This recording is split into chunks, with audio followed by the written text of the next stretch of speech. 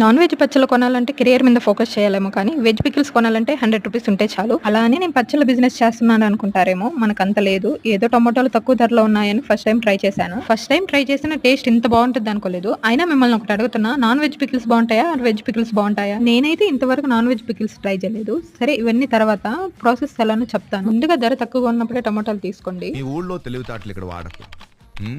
తీసుకున్న టమాటాలను ఫస్ట్ గా శుభ్రంగా కడుక్కొని చెమ్మ లేకుండా నీట్ గా పొడిగుడ్డతో తుడుచుకొని కట్ చేసి పక్కన పెట్టుకోండి. మెంతులు ఆవాలు మంచిగా ఫ్రై చేసుకుని పొడి చేసి పెట్టుకోండి. బాండీలో ఆయిల్ వేసి ఆయిల్ హీట్ అయ్యాక టమాటాలు వేసుకోండి. మంచిగా ఉడికిన తర్వాత చింతపండు సరిపడినంత తీసుకోండి. టమాటాలో ఉన్న వాటర్ అంతా డ్రై అయ్యాక దించి చల్లార్చి పెట్టుకోండి.